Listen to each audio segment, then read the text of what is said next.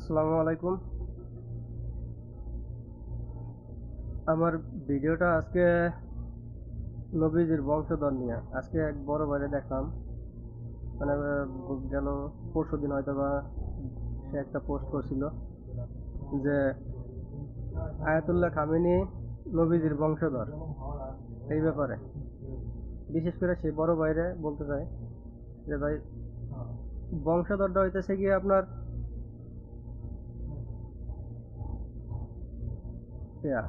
মনে করেন আপনি হয়েছেন আপনার বাপের বংশধর, বা আপনার আপনার বংশধর হয়েছে আপনার ছেলে। ঠিক আছে, আপনি যে আপনারা যে বংশধর বলেন, নবীজির কোনো সন্তান ছিল না, ছেলে সন্তান ছিল না। যাও ছিল, জন্মের পরে তারা মারা গেছে।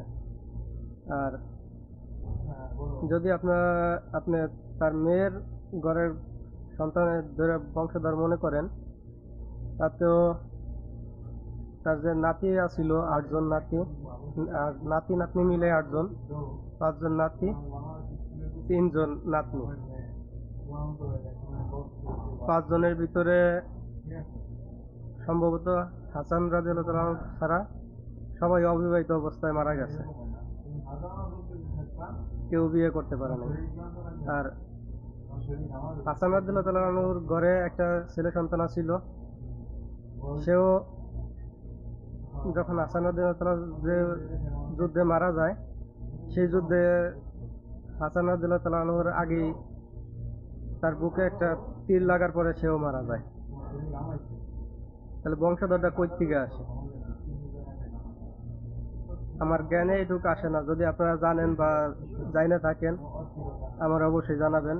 হয়তোবা আমার জ্ঞানে যেটুকু ধরছে আমি সেটা বলছি। আপনি যদি পুরো জাইনা থাকেন তাহলে আমার বলতে পারেন, আমার কথায় ভুল। ঠিক আছে, এই জায়গায় তর্ক বিতর্কের কিছু নাই।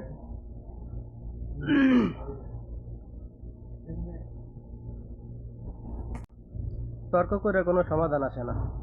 নিজের বিবেক খাটান, আর যদি পারেন আমার কথাগুলোর উত্তরটা দিয়ে যাইয়েন যে বংশধর কোথা থেকে আসলো তার। এইটুকু বলতে পারেন যে ওই সময় যে সাহাবীরা ছিল, সেই সাহাবীদের মতো সেও একজন সাহসী লোক, এটা বলতে পারেন, কিন্তু তার বংশধর বলতে পারেন না। তাই আপনার কাছে অনুরোধ ভাই, যে আমার প্রশ্নের উত্তরটা দিয়ে যাবেন, বংশধরটা কোথা থেকে আসলো।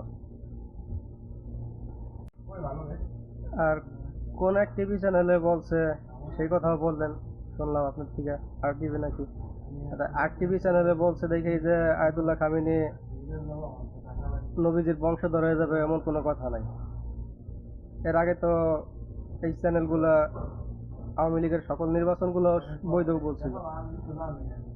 এই জায়গা রাজনৈতিক দলও নিয়ে আসলাম আপনারা বোঝানোর জন্য, কারণ তারা বললে যে সত্যি হবে এমন কোনো কথা না।